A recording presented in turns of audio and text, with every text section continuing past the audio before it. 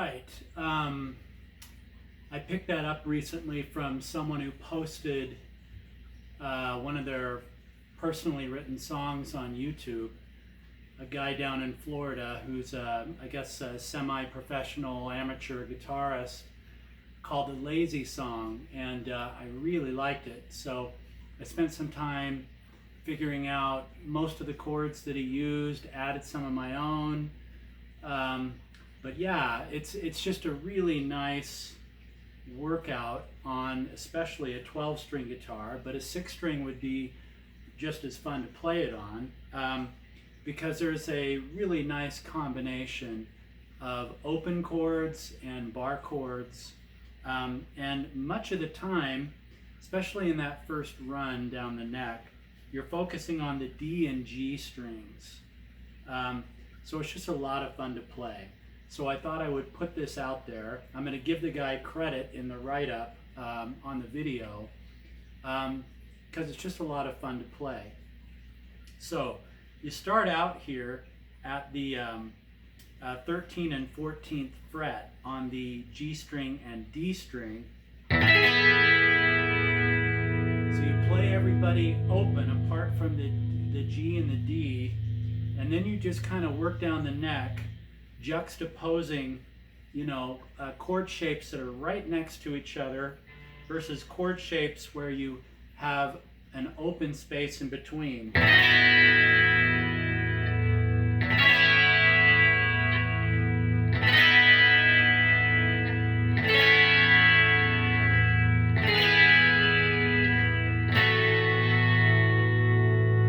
there's your introductory run. So we're here at the 13 and 14 at the D and G, right next to each other. Then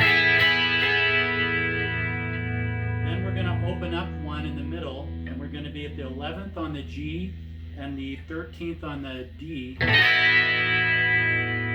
that same split shape down 2 frets.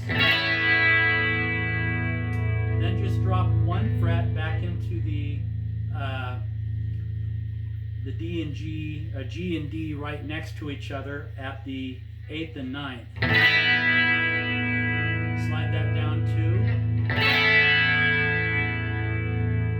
Now, split chord shape here, 4th fret G string, 6th fret D string. And we end up here at the 2nd and 4th, same shape. So you want to arpeggiate those chords in a way that sounds really nice to you. There's really no right way to do it. But so usually juxtaposing bass and treble is a nice way to do it. Then we finish that run right back here in the position where we're two frets right next to each other on the 8 and 9 G string, D string. Kind of finish that with the high E string.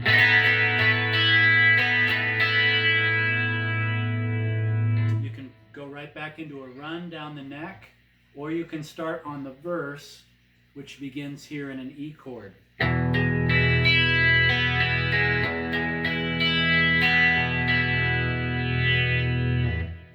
Bar at the 2nd with your ring finger at the 4th fret A string.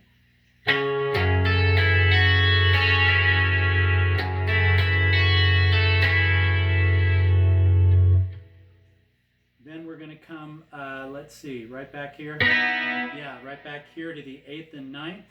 This is a really important chord throughout the song. It usually ends out a run and is kind of our turnaround shape to jump back in. There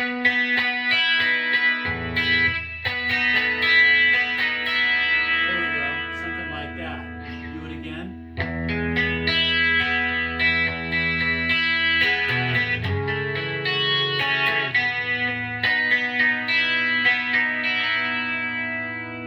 Okay, part B of the verse, and this is probably the trickiest part of, I find anyway. Couple of ways to play this, but it's all here at the 4th fret. Go ahead and bar the low E, And then you can do it either by fretting out the G and the B string at the fourth, and you get this as you arpeggiate up this shape.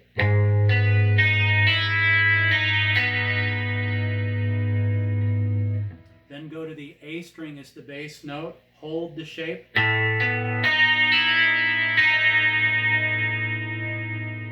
Hold the shape, and we're going to walk up on the A string from the second, the third, the fourth.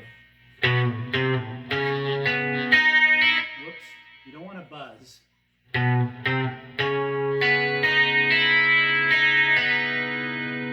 that's that little bit there. Or you can do what I did in my playthrough, and that's simplify it a little bit by going ahead and fretting the fourth fret at the low E, but then fret the fourth fret, the D and G string, so you get this. That's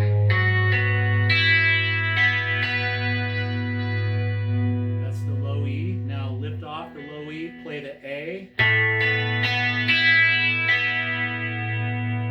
Then the same walk up.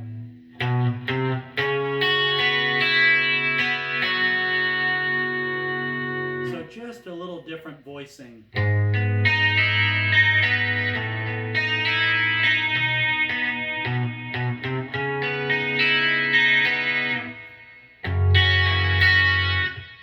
We jump right into this second fret bar at the G string third and the A string fourth.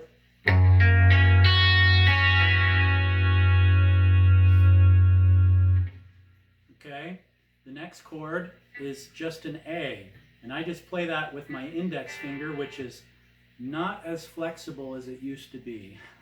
It's kind of stiff now. Unfortunately, it's not as flexible as some of my other fingers. I guess you get that when you're 56. So A chord.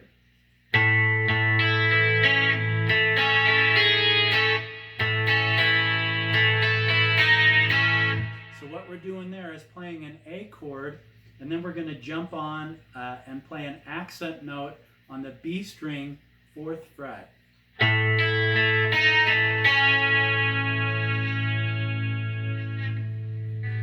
Next chord shape is kind of this power chord here. So I'm at the second fret A string, fourth fret D and G string.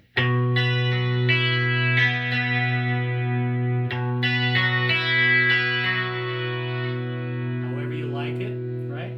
Next chord in the run is here, fourth fret bar, fifth fret B string, sixth fret D string.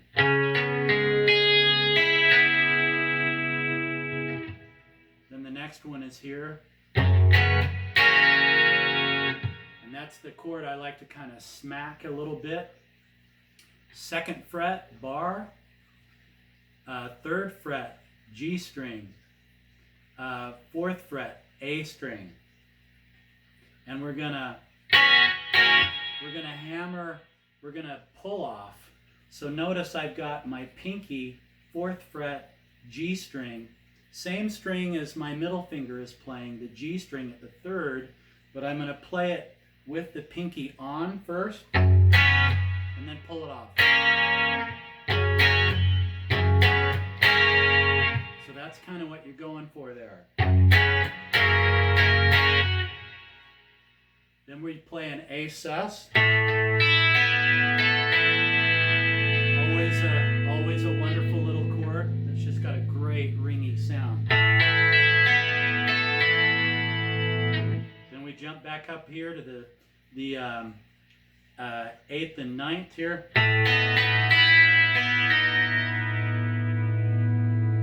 Okay, so there's your verse. And once again, the way the verse goes.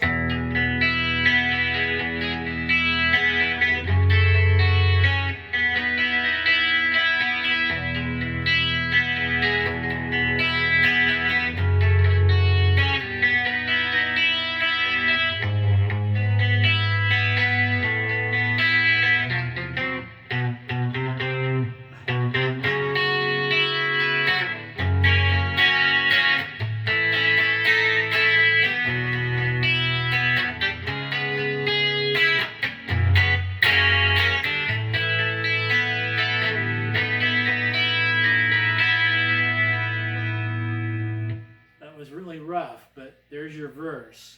Okay, now we have a bridge that's pretty simple, given what we've already learned. And the bridge starts here, 4th fret, G string, 5th fret, A string.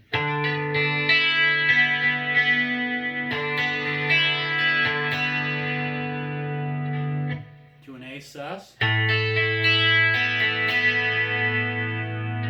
Back to this chord here at the 4th fret, barring, B string 5th, D string 6th,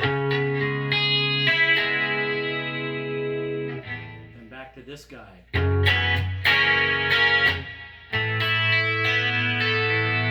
sus, back here. Now, the little outro, after we play that and stall for just a moment, then we're going to play this kind of curious chord. And this is here at the 7th fret A string, 9th fret G and B. We're going to follow it up with this guy. And that is at the 9th fret G string, 10th fret B string, 11th fret D string. Now back to this guy at the 4th. A sus. Whoops. Actually, not an A sus. Instead of barring at the 2nd and playing an E shape like this, we're just going to not bar, but catch the low E string at the 2nd and then play an E shape with your fingers. And you get this nice kind of Johnny Marr, ringy.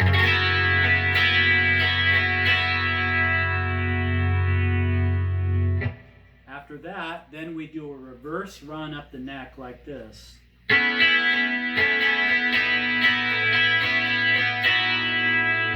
the way we do that is we're here at the 6th fret G string, 7th fret D string. Now move it up 2 frets. Move up 1 fret and split it. Same shape, 2 frets. Really nice and full. And then we drop that right back into right down into an E major 7. Only we arpeggiate it.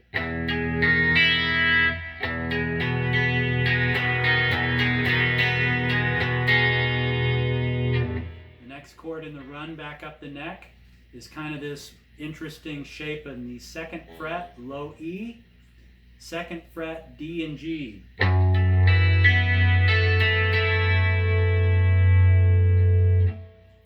Next chord shape in the run is here at the 4th fret. That's a good old Paul Weller shape there that he likes to use, like Out of the Sinking, and there's a few others that uses it. But he's here at the 4th fret. Catch the low E with your thumb, then the G string at the 4th, and then the A and D string at the 6th.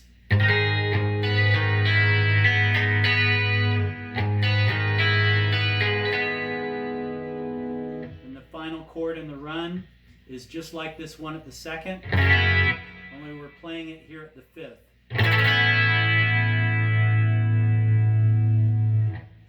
Then the conclusion, we just play a good old G chord here at the 5th fret. So the way you do that is you bar the G, B, and E at the 5th, then the G string at the 6th, D string at the 7th, and the A string is open. Down the neck to this really cool modified C. What I'm doing there is you've got a C here, right? Just drop it down 1 fret to the bass side on the A string and E string while holding your B string at the first fret, and you get this cool. And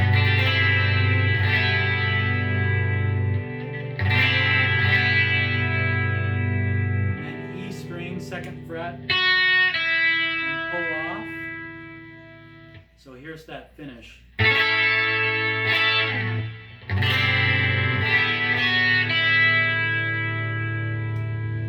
Okay, now we're ready for the final quickie run down the neck. And instead of just playing the intro chords again, like I guess I could, like the guy did on his video, I went ahead and changed it up a little bit by adding this new run. And here we're really going to emphasize the G and the B string while playing the high E open and the A string often open. Okay, so what we're doing there, we're at the 12th on the B string, 13th on the G string. Slide that same shape down 2. Now land both the G and B at the 9th. Then we're going to play this shape here at the 7 and 8. 7B, 8G. Whoops, let's see. There we go, that's it. What you want to do is just duplicate this shape here at the 7th. Now we're going to split it here at the B and the D at the 5th and the 6th. Slide it down 2. Then we're going to land here on the 2nd fret together on the G and B string.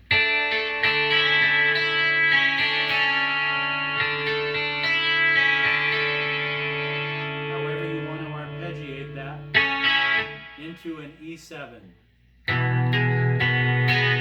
With the hammer on at the E at the 2nd to finish. Okay, that final run, once again, slowly.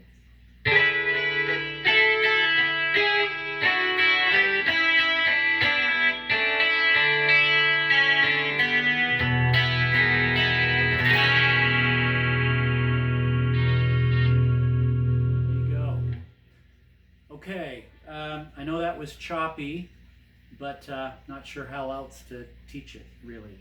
But a lot of fun to play. Learn it, enjoy it.